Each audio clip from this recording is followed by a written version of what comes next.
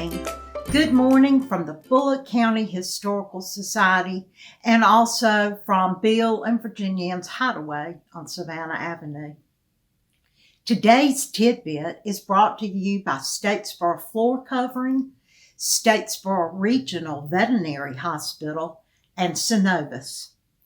All of these businesses are wonderful assets to Bullock County. I vividly remember Stuckeys. There was one about 6 miles from Statesboro, out on US 301 South.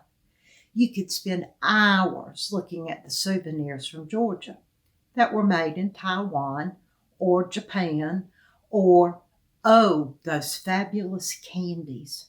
Here is a postcard of our very own Statesboro Stuckey store. This really brings back great memories. My first cousin, once removed, is Dean Franklin from Eastman, Georgia. He married Linda Stuckey. So now you know the rest of this story. They now reside in Sea Island, Georgia. Stuckeys originated in the early 1930s in Eastman, Georgia. W.S. Stuckey Sr. had a very successful pecan harvest from his orchard, and he decided to sell some of it in a lean-to roadside shed. Many Florida-bound tourists traveling U.S. Route 23 stopped to purchase the pecans. Very soon, Mr. Stuckey's wife, Ethel, began making homemade candies to sell at the stand. The first two were a pecan log roll and my favorite, pecan divinity. These are still the most sought-after candies from Stuckeys. In 1937, Mr. Stuckey constructed his first store in Unadilla, Georgia. Much like the former roadside lean-to, the new business focused on selling these southern candies to highway travelers. The first store added a restaurant and a novelty sections. Tons of souvenirs. Then it was realized gas pumps were a great idea to make Stuckeys your one-stop shop on your vacation. The last thing added was the teal blue roof, which became the company's trademark. Stores began appearing all over Georgia and Florida, and did so until the onset of World War II. Sugar rationing brought on by the war had a great impact on this business. After World War II, the business grew again and began to sell new franchises.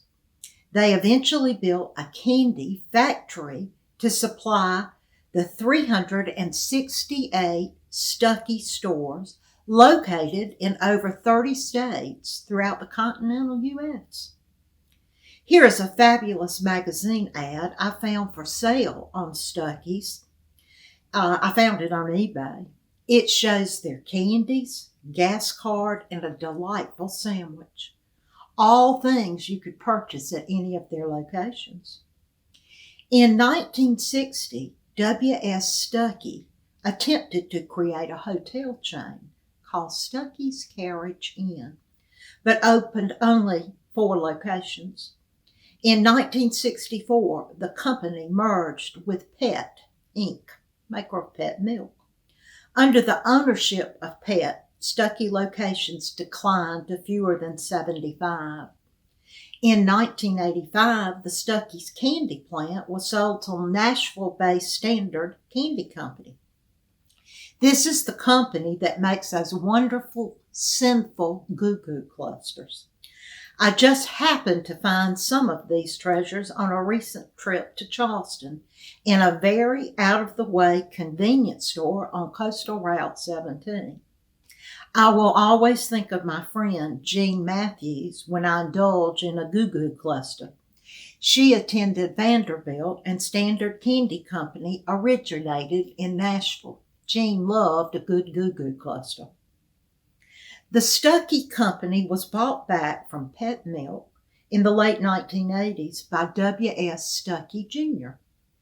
In November of 2019, Stephanie Stuckey, granddaughter of the chain's founders, was named its CEO. In February of this year, 2021, Stuckeys acquired a pecan processing plant and 2 related businesses, allowing Stuckeys to make their flagship candy products again. Isn't that wonderful? The protagonist is Stephanie Stuckey, a third-generation Stuckey, a career politician and attorney who led sustainability programming for the city of Atlanta. She also served over a decade in the Georgia House of Representatives.